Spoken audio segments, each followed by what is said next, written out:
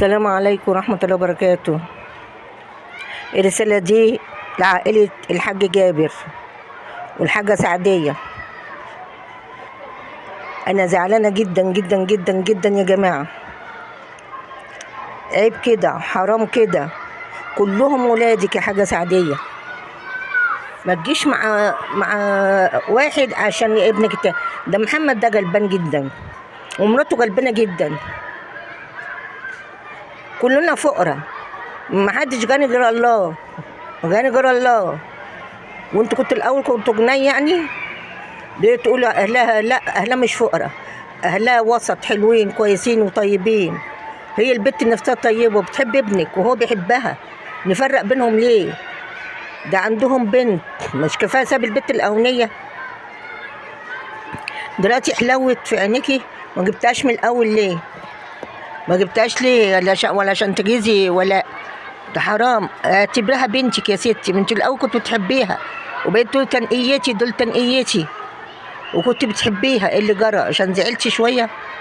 وهي البت عملت لك ايه عشان تزعلي؟ فمش كده حاجه سعديه، تقلى فيها، تقلى فيها. كل ما تلاقي ابنك بيحبها وكويس معاها وهي كويسه معاه، ناقصك ايه غير كده؟ ما يكونوا ولادي بيحبوا بعض. طب انا عندي مرات ابني انا ما اسماش حما، وكل بتحبني جدا جدا.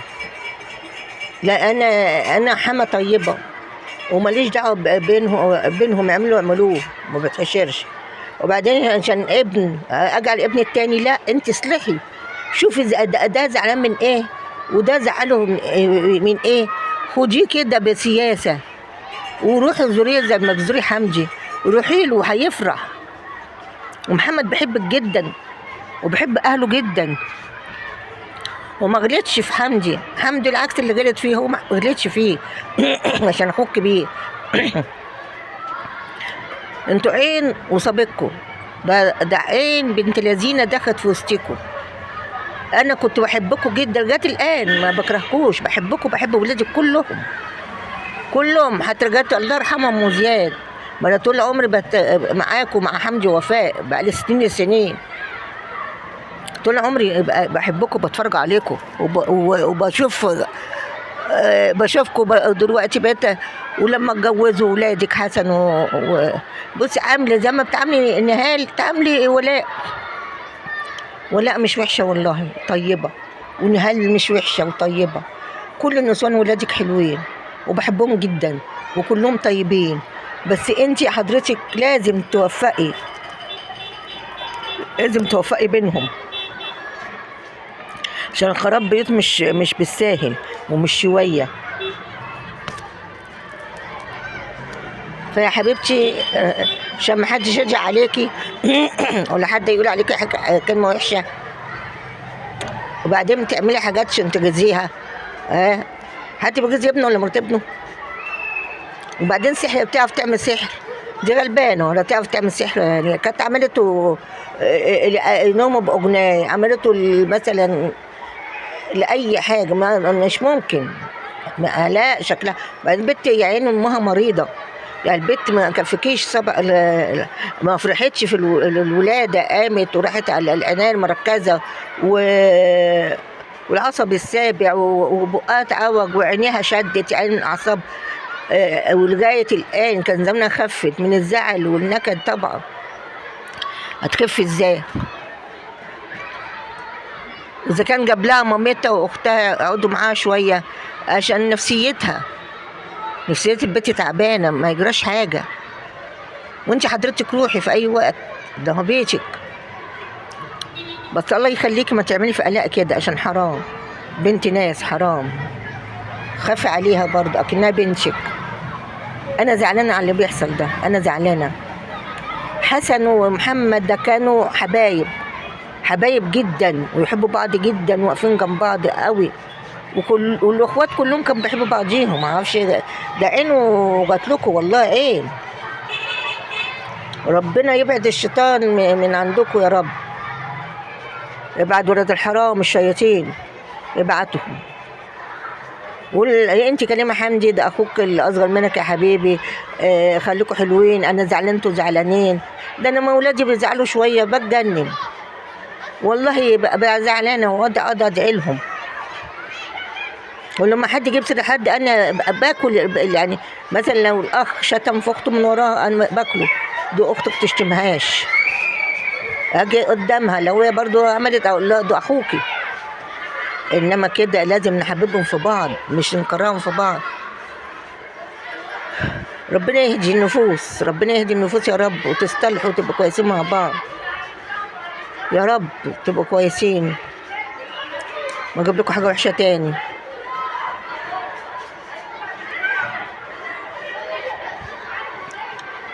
والحاج رزق اتشتم كتير، والراجل ولا شتم ولا عمل، خلاص عيب، ده الراجل كبير قد باباه ما يشتمه. والفقر ما هو كان فقير، هو كان مولود غني، هو عشان ربنا الحمد لله كرمه. يتقلط على غيره، لا ما يتكبرش على غيره، ده بالعكس تكبر غلط عند ربنا، ما يحبش الانسان يتكبر. فربنا يهديكم لبعض يا رب، يهديكم لبعض.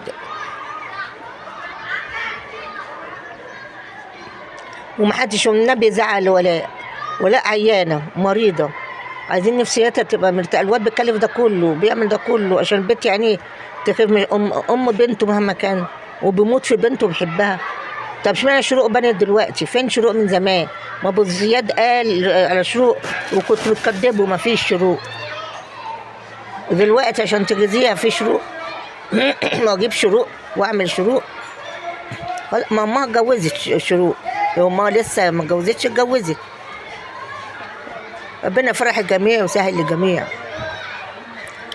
وما تجوزيش في قلق عشان حرام. بنتك جرى لها حاجه، ما لو بنتك مش هتستحملي اعتبرها بنتك، خلاص ابنك اتجوزها وبيحبها وبيحبوا بعض، حرام تفرقي بين اتنين، حرام.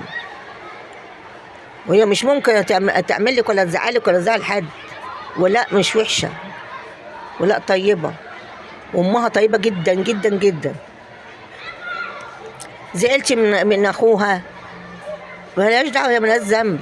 زعلتي من باباها ملهاش ذنب، ليه احنا ناخد ذنبها باهلها؟ اتقطعوا ما تكلمهمش بس. ولا دي مرات ابنك كانت الاول حلوه قوي، وتقولي ده انا منقيه ولاد نسوان ولادي ما فيش حد فيهم وحش، ليه ما قلبتش عليها عملتش كده؟ حرام. خلي البت تخف بقى، نفس كل عندها نفسيه، حتى يوم عيت نفسيه.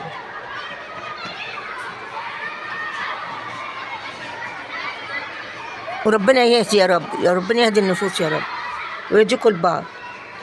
وحاولي يا حاجه صالحي بين اخوات، حاولي صالحي.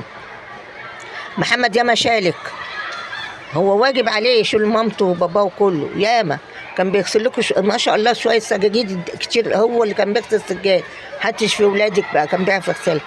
وهو جاي كان بيجيب لك ذهب، فاكره ما جاب لك السلسله الكبيره، وقبل كده جاب لك جوايش. ولادك كلهم حسن ومحمود جاب لك مره، يعني ولادك هو محمد جاب لك مش ما جابلكيش، جاب لك سلسله جميله قوي كبيره، قبل كده جاب لك جوايش. مش هيسرق امه، يبقى انت اديتي له برضاكي. انما عيب ما تقولي ابني سرقني قدام الناس دي كلها ملايين يشوفوكي.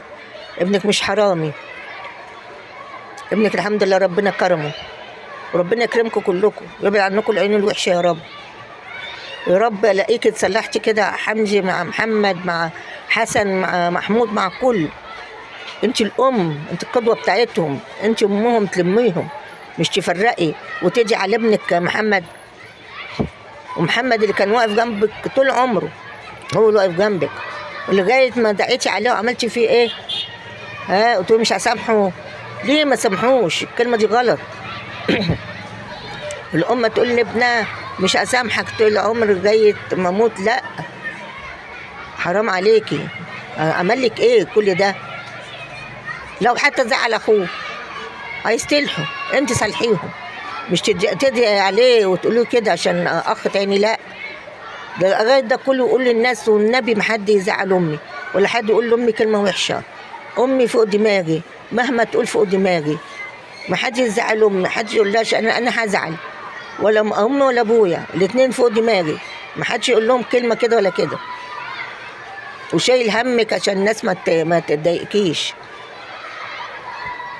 وتطلعي بقى ترقصي وتتغني عشان تجازيه هو ومراته انت وحمدي. لا عيب، لا انت ست كبيره ومحترمه، وعيب الحاجات دي كلها اللي بتعمليها. وشوفي ابنك رضيه محمد، افرضي جرى له حاجه من الزعل، افرضي في من الزعل اللي بيجيله من سكتة قلبيه بيموتوا. ما هو لسه واحد يعني امه اما تنمر عليه في النت وهو قاعد كده مات، وعنده حاجه 20 وزي الفل. خلي بالك من الحكايه. افرضي كرروا حاجه من الزعل ممكن يحزن. اصل ما عملكوش حاجه، ما يقول لحمدي قول لي انا عملت لك ايه، قول لي انا عملت لك ايه. انت اقعدي في وسطيهم يا حبيبي، انت عملت ايه لاخوك؟ لو غلطان يراضيهم على بعض.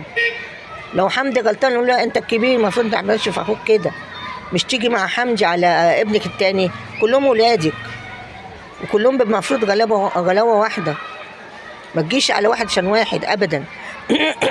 ده ابنك، بعد عايش مبسوط مع مراته، تفرق بينهم ليه؟ حرام حرام.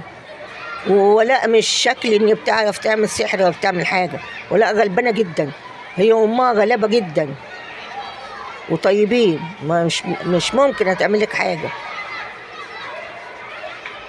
مش ممكن تقطع صور، تلاقي عيال حد كسر البرواز، حد مسك الصور من الاطفال، انها تقطع صور ليه وتعمل كده ليه؟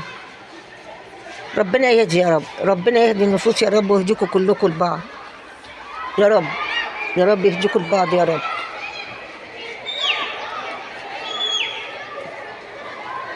نفسي الاقيكم كويسين بقى مع بعضيكم، عشان احسن. الناس كلها بتتكلم، الناس كلها بيجيبوا سيرتكم، فانت اول مره تحصل كده، عيني وضربت فيكم، اول مره الاقيكم كده بجد، اول مره.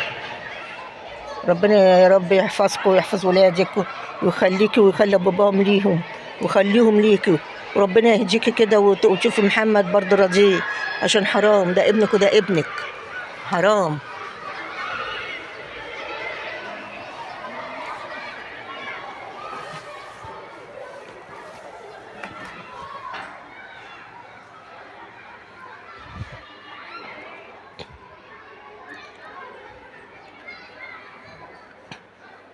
ربنا يهدي النفوس ويهديكم يا رب.